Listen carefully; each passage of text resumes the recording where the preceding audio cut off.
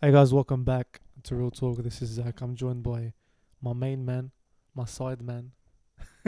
Salah, how you going, brother? Yeah, good man. What's with these intros, man? I don't know. They're getting weirder week by week by week. Yeah, But I have to. I told you when I'm with you one on one, I gotta give you the intro. just work on it, yeah? Let's get into some cricket, man.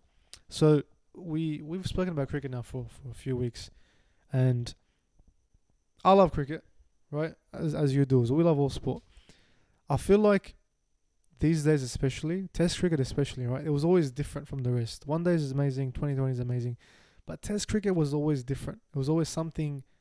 I mean, if you even compare it to other sports, 5 days it takes to get a result. 4 days, whatever it is, sometimes. Both teams have a go of it twice. The follow-on rule, unlimited overs, unlimited batting, whatever it is. It's a very interesting concept, and on paper it seems like, nah, it's too long. It wouldn't work, whatever it is, but it works, and for so long it's been the pinnacle of the sport. I feel like these days, especially recently, with the Test Championship, which is meant to be an exciting thing, and it is, the home Test match now for pretty much every team that plays at home, it not redundant. That's the wrong word, but it's become a bit. What's the word? It's become a bit It's predictable. predictable, boring, Yeah. predictable, and it's almost like you know who's gonna win based on who's the home team. Not always, of course.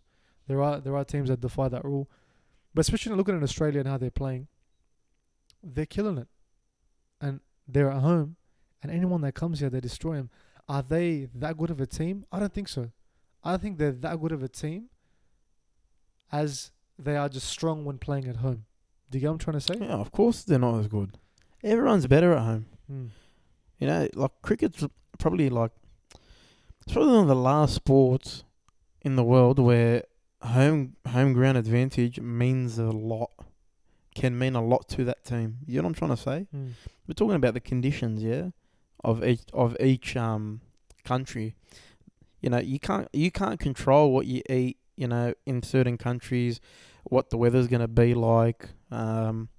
Just the culture and everything all that affects you. That's out of your hands. But the thing that you can control and keep that unpredictability in Test cricket, because Test cricket, you're talking about 2020 and 50 overs cricket. That's for casual fans. Mm. True cricket fans, their favorite form is Test cricket. Yeah. Because you understand how the game goes. You know what can happen. You know what I mean. You know that a game can turn. You never know Off one session. just off one session, Mm. and it's happened in the past. But in the last 10 years, we're talking about it the last couple of weeks. Test cricket's dead. It's been dying. No, like there's no better example than what's going on right now in Australia. The Australia-New Zealand test. Australia annihilated them. Mm-hmm. New Zealand just came off a massive win against England when at their home, or was it in England? No, it was in New Zealand. It was in New Zealand. Yeah. Do you know what I'm like, there you go. Like, there's your answer. There's your proof. It's killing Test cricket. You know what I mean? 2020 is always going to be unpredictable because a dead pitch. Who cares? You know what I mean? Well, that's the argument that everyone says, right? 2020 killed Test cricket. Everyone wants a fast result. They want a result on the same day. But what I'm saying is a dead pitch there doesn't matter Doesn't matter. because the mentality is different to Test cricket. That's right. You know what I mean? You use there's factors in Test cricket that you use to gain an advantage. You know what I mean? It's a build up. You know what I mean? In 2020, it's just to hit as much as you can, try and bowl as you know what I mean in quick time. Going back to what you said about the home test and the home ground advantage. Every sport you look at the home ground advantage, right? It's pretty much the same in all sports. The home ground advantage is that our fans are much louder than your fans, right? That's the advantage we have at home. There's not in any sport a real difference on the playing pitch when you go from ground to ground, right?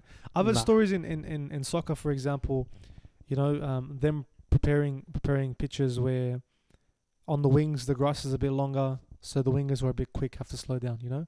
That's fair enough, but there are standards kept in place Exactly. by the heads, Exactly. the FA or whatever it is, that a pitch must be to this standard in order to have a game on it. And is there in cricket? No, there isn't. The So- ICC doesn't play a part. There you go. So that's where it becomes almost frustrating, where again, I come to cricket now, and exactly 100% right. The food, the atmosphere, the area, that's already stuff that I have to contend with. In other sports, the only thing I can think of maybe comes close to that is maybe the World Cup, where you have to go to a different country, contend with its food and that kind of Yeah, of stuff. course. Other than that, but you're just in the, you're going from town to town or whatever it is. So you already have to contend with that. Then you go onto the playing field, and the playing field has been tempered to suit the home team. And you already know this has And happened. you know this. You know what I mean? So it makes it much more difficult for you to then to put up a good fight. And again, exception to the rules are teams which are just too good, right? Teams like we say, like India, for example, who have proven time and time again that they're just too good. No matter where they go, they're coming off a win against South Africa in South Africa. Yeah. So again, they're exception to the rule. But majority that you see in home test, it's just, yeah, it's boring. Well, if this test championship, if you're talking about the test championship, like in normal test before this whole concept started, fair enough, yeah? Fair enough that this is how it works, and you know what I mean? That countries tamper with their own pitches, whatever. Fair enough, whatever, their advantage. But this is like an official test championship that they've started. So the ICC started it, yeah? Exactly. Surely standards for pitches come into play here. Surely. Right? Especially because teams will not get to verse each other home and away. Do you get me? Yeah. So if I get to verse you at your home and you put the pitch how you want, that's fair enough. But if I'm now only playing in Australia, if I'm Pakistan, for example, only playing in Australia, and I don't get to play in my country, it's a bit weird. It's a bit unfair. Yeah. Given that it's meant to be a championship set up by the board of the ICC. Well, that's the whole point. You know what I mean? Again, now you've made an official thing, so make everything else official. You know what I mean? Yeah. I mean, even looking at the past results, just off the top of my head, right? I mentioned the India beating South Africa in South Africa. New Zealand beats England in New Zealand. Australia smashes. And again, Australia was just too good for Pakistan. So you can't really blame the pitch. The pitch had a plot. But we predicted it. Like, again, it's different. Like, again, it's New Zealand now getting, again, like annihilated against Australia as well. It wasn't even close. I remember, go back to the Ashes as well, right? England's been, for me, in the world, England is that one place where I feel like is the most level playing field when it comes to any team could win it. And it has been. And that's why, if you ask any player in the world, where do you want to play Test cricket? I want to play at Lord's. I want to play in England. It's because it's the toughest place to play. You know, people go to play county there. People hone their skills, get better going to England because the ball's different. Mm-hmm. You know what I mean? The conditions are tough. It's cold. It's dark. It's like you have to fight there to get your runs to be the best because there's all veterans there playing at the end of the day. You know, some of them just retire there anyway. In England, there's you're tested on your skill, man. It's your skill level. Do you know what I mean? It's not how hard you can hit. It's not how fast you can bowl. It's the skill part. You know, can you get this guy out a certain way? The tactics. They're purest of the game. Exactly. Yeah. And it hasn't changed there. That's why the Ashes were good. Mm-hmm. That's why it was a good test series. Everyone had a chance. But in Australia, even in India, let's not count India. Let's not count India, yeah, because they're the same. They started it, but they started they it. Did. India started this crap. 100% they started it. All right, whether they like it or not, I don't care if you Indian fans out there. There's a billion of yous. Watch us. No, but like again, the tampering stuff, it doesn't help a cricketer because look at the Sheffield Shield thing that happened a couple of weeks ago. They cancelled the game. Why? Yeah. Because the pitch was what? A bit unpredictable. That's called a pitch. That's what a pitch. If you can't play like that, like don't play. Do you know what I mean? Don't complain about the pitch. Mm-hmm. The guy tried to make it a bit unpredictable, a bit, to maybe like get used to, play the game, not just go through the motions. Mm-hmm. Not just how many centuries did we see in Sheffield Shield this year? Oh, my God, bowlers got centuries. What's that proving? But what's that proving? Nothing. As soon as a pitch is a bit unpredictable and it starts doing, weird things, you start complaining. You don't want to play on it. The mentality's changed, man. Like back in the day, we were just talking about it before.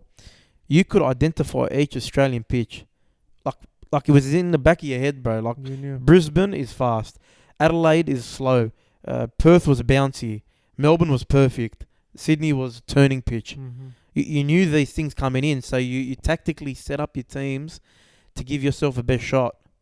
Dead pitches, what does it prove? You know what I mean? Nothing. The thing is, it doesn't matter to the casual fan out there, but I'm talking about the pure cricket fans, the ones that actually love the game. That's their favourite form, and they want to see something a bit more challenging, a bit more entertaining. Do you know what I mean? Especially, this concept's hectic. Oh, I love this concept, the Test Championship. But that's it. Like, they made the championship. There's no, like, the standard stopped there. You know what I mean? Oh, look, we're doing a championship for your benefit, to make Test cricket exciting. That wasn't the issue. It's the actual game itself, the way it's played, how everything's set up. It's killed it. It's killing it. Yeah, no, I'm with you. That's why. That's like I said before. England for me is the best place to play, because their fans and their members and all those people, they appreciate competition. They appreciate, even if you look at it. I mean, the history behind the game, you feel in England, you know, and they actually enjoy. Even if you come to England and you play well, like for example, Virat Kohli, right? Let's have a look at him. In Australia, when he first came and he was stepping up and challenging the Aussies, the media didn't like that. You know, he was painted as this villain. In England, when he did that, they loved it. Oh, this is a bit of a, you know, he's got a bit of fight in him. We love it. Well, you know, his name goes up on the honours board. It's a great thing, whatever it is. They enjoy that kind of stuff. I mean, I still remember, not Holding, sorry, who was it? I think it was Michael Holding, I'm not sure, crying, right? Tears when he found out Muhammad Amir did that thing that he did with the no ball in England. Because they understood that look at this player, look what he's done, a great talent, and he's ruined his career over the most dumbest thing. So it's their heart is in the game, and you see it in the way the game is played over there in England. So from my end, yeah, it's this concept of, if you're good enough, you can beat us. If you're not good enough, don't cry about it. It's silly. Good on England, good on India, sorry, for preparing a team that can play in all conditions, which I think is going back to a long time when they would come to Australia and struggle. They realised, look, enough is enough. We've got to start now. But see, you just said that India, they used to do the same thing. Mm-hmm. They started the trend 20 years ago. They prepared the dopiest pitches, the worst pitches, that suited them, and made other teams struggle. But when they went away, they get smashed. Yeah, that's what happened. So they knew they had to change that thought process. I'm pretty sure they're not dumb. Yeah, they're not successful. They're not the most successful team right now because they did the same things 20 years ago. They've changed the way they approach things, and that comes from players like Kohli, you know, that are stepping up to their board and telling them, listen, we want to be the best. Yeah, you know, like, make it challenging for us. That's you right. know, like make us better. They accepted the challenge. They want that mentality that we want to be the best. We'll play on anything, anywhere, anytime. Their mentality changed. That's why, we don't hate them as much. I'll be honest with you, I don't hate them as much. I agree. I'm with you. But that's why they've kind of, like, they haven't won every single thing. Mm-hmm. Do you know what I'm trying to say? Like, they're not so fixated on it. They know they're the best. They know the pressure's on, but they know they have to be able to play on every single kind of pitch. You know what I mean? I'm with you. They figured it out early, and for me, I think they'll win the Test Championship. I mean, they've been really successful as well. You look at the past 10 years, 20 years, or whatever it's been. They've every world tournament, whether it's one day, T20, they're prepared. They have the players ready. All right, this player will suit this condition. They're a step ahead of everybody else.